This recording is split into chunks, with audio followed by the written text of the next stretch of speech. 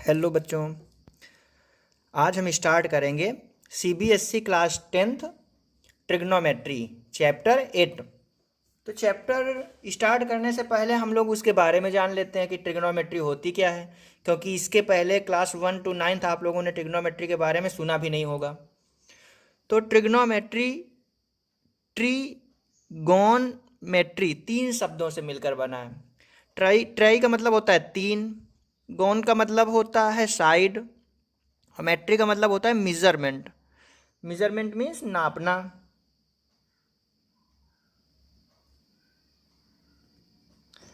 Three side measurement मतलब इसको एक साथ मिला के कह सकते हैं ट्रायंगल, ट्रिगोन।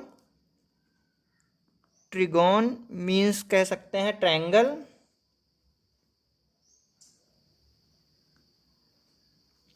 और मेट्री means measurement.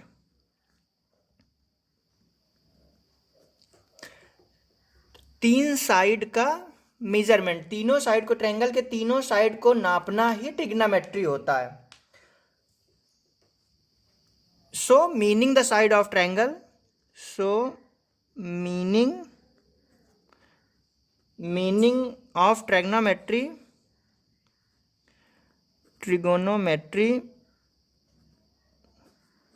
meaning of trigonometry क्या हो जाएगी? measuring the side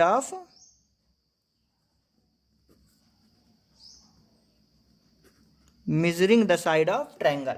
ये हो जाएगा ट्रिगोनोमेट्री की meaning, measuring the side of triangle. अब यहाँ पे साइड बना लेते हैं, ट्रायंगल की साइड बना लेते हैं A B C। अब ट्रिग्नोमेट्रिक रेशियो क्या होता है? ट्रिग्नोमेट्रिक रेशियो कितने होते हैं? 6। कौन कौन से होते हैं? Sine, cos, tan, cot, sec, cosec. ये 6 ट्रिग्नोमेट्रिक रेशियो होते हैं। Sine, cos, tan, cot, sec, cosec trigonometric ratio होते हैं। अब क्या करेंगे? जब भी निकालना होता है इनकी वैल्यू, तो फॉर साइन ए के लिए यहाँ पे ट्रायंगल में हमें ये पता होना चाहिए कि राइट एंगल ट्रायंगल में हाइपोटेनस क्या होता है, परपेंडिकुलर क्या होता है, बेस क्या होता है। तो सबसे पहले 90 डिग्री के सामने वाला जो एंगल होता है या अपोजिट एंगल होता है, opposite angle of right angle जो होता है वो हाइपोटेनस होता है, वो हाइपोटेनस होता है। जो एंगल हमें लेना होता है, एक एंगल हमें लेना होता है, जैसे हम इसको ले लेते हैं थीटा, ग्रीक अक्षर होता है, ये ग्रीक वर्ड होता है थीटा, तो इसको थीटा ले लेते हैं। तो एंगल के सामने वाली जो साइड होती है, एंगल के जो अपोजिट साइड होती है वो परपेंडिकुलर होती है। जैसे फॉर एंगल सी और थीटा, क्योंकि सी को हमने थीटा माना है, फॉर एंगल सी के लिए ए बी जो होगी वो क्या होगी? परपेंडिकुलर होगी या एल्टीट्यूड होगी। फॉर एंगल सी के लिए बी सी क्या होगी? बेस होगी। फॉर एंगल सी या थीटा के लिए जो परपेंडिकुलर क्या होगी? ए बी होगी। बेस कौन सी होगी? बी सी होगी। हाइपोटेनस तो ऑलवेज वही रहेगी, जो राइट एंगल के सामने वाली जो अपोजिट साइड होती है वो हाइपोटेनस होती है। और फॉर एंगल ए, और इसको रिलेट कर लेते हैं फाई, आर फाई के लिए परपेंडिकुलर क्या हो जाएगी? बी सी हो जाएगी परपेंडिकुलर, और ए बी हो जाएगी बेस। ये हो गया। सबसे पहले तो आपको ये पता होना चाहिए कि परपेंडिकुलर और बेस कैसे फाइंड करते हैं। तो जो एंगल होता है, एंगल के सामने वाली जो साइड होती है, अपोजिट साइड होती है, वो परपेंडिकुलर होती है। जो राइट एंगल होता है उसके सामने वाली साइड हाइपोटेनस होती है, एंड जो रिमेनिंग साइड होती है, थर्ड साइड, वो बेस हो जाती है। अब आ जाते हैं ट्रिग्नोमेट्रिकल रेशियो में। कभी भी जो ट्रिग्नोमेट्रिक रेशियो होते हैं वो अकेले नहीं लिखे होते हैं, sine cos tan cot sec cosec ये ऐसे नहीं लिखे होंगे, इनके साथ कोई ना कोई एंगल भी होता है, जैसे sine A cos A tan A cot A sec A cosec A, sine theta cos theta tan theta sine x cos x tan x, कुछ भी होगा लेकिन साथ में होगा। अब आ जाते हैं फार्मूले पे। एक फार्मूला होता है P B P upon H H B. इसको इस तरह से आप लर्न करने सकते हैं, पाकिस्तान भूखा प्यासा हिंदुस्तान हरा भरा, पाकिस्तान भूखा प्यासा हिंदुस्तान हरा भरा। या तो दूसरा मेथड, पप्पू बोले पंडित बोले पप्पू से हरी हरी बोल, इस तरह से आप लोग लर्न कर सकते हैं। पहला जो होता है वो होता है साइन, दूसरा सेकेंड कॉस टेन, इसके बाद उल्टा आ जाओ कॉट सेक और कॉसेक। इसको आप लोग अपने माइंड पे सेटअप कर लें तो आप लोगों को आसानी होगी। अब आ जाते हैं फार्मूले पे। यहाँ पे आप देख रहे हैं कि साइन का अपोजिट क्या होता है, कॉसेक, कॉस का अपोजिट सेक, टेन का अपोजिट कॉट। तो इस तरह से फार्मूले भी बनते हैं। और उसके बाद साइन के नीचे जो लिखा हो पी अपॉन एच, तो साइन इज इक्वल टू हो जाता है पी अपॉन एच। अब हम यहाँ पे थीटा ले लेते हैं, एंगल हम थीटा ले लेते हैं तो ज़्यादा सही रहेगा। जैसे हमें साइन थीटा की वैल्यू निकालनी, साइन थीटा। अब यहाँ पे आपको ये ध्यान देना है, साइन और थीटा इनटू में नहीं है, प्रोडक्ट में नहीं है, ये साथ में लिखा जाता है, साइन का प्रोडक्ट नहीं है थीटा। तो sine theta is equal to क्या हो जाएगा, पी अपॉन एच। और एक फार्मूला बन जाएगा, sine theta is equal to आ जाएगा 1 upon cosec theta.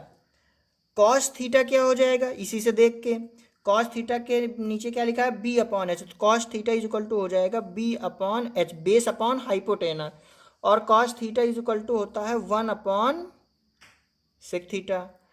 Tan theta, tan theta is equal to हो जाएगा पी अपॉन बी, टेन के नीचे पी अपॉन बी राइट है, तो tan theta is equal to P upon B. अब इसका वो हो जाएगा tan theta is equal to 1 upon cot theta, opposite होता है। अब इसी से उल्टा आ जाते हैं, नीचे से आ जाते हैं, कॉट थीटा। कॉट हमने देखा कि कॉट जो होता है वो टेन का अपोजिट होता है, टेन जो होता है कॉट का अपोजिट होता है। तो कॉट थीटा नीचे से ले लेते हैं, बी अपॉन पी। और कॉट थीटा क्या हो जाएगा, किसका अपोजिट होता है, टेन का, टेन का रेसिप्रोकल होता है कॉट थीटा। तो अब आ जाते हैं sec theta, sec theta is equal to हो जाता है एच अपॉन बी, कॉस का अपोजिट होता है H upon B, sec theta is equal to हो जाएगा 1 अपॉन कॉस थीटा। फिर आ जाते हैं कॉसेक थीटा, कॉसेक थीटा किसका उल्टा होता है, साइन का, H upon P, cosec theta is equal to हो जाएगा 1 अपॉन साइन थीटा। इतने फार्मूले एक्सरसाइज 8.1 में यूज होते हैं। इसके साथ साथ पाइथागोरस थ्योरम भी यूज होती है। पाइथागोरस थ्योरम क्या होती है, हाइपोटेनस का square is equal to perpendicular का स्क्वायर प्लस बेस का स्क्वायर, पाइथागोरस थ्योरम होती है।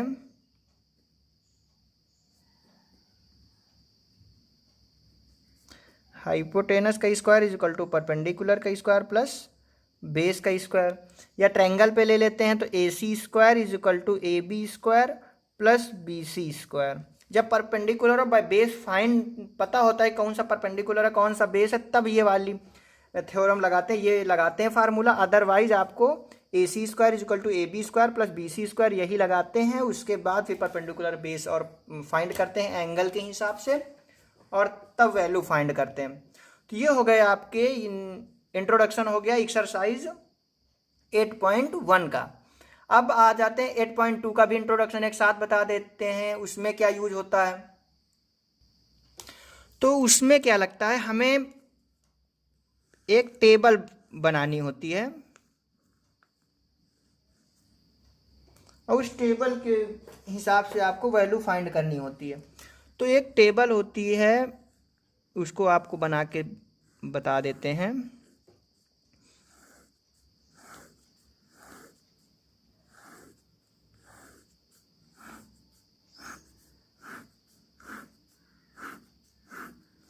सबसे पहले यहाँ पे आ जाता है sine, cos, tan, cot sec and cos sec.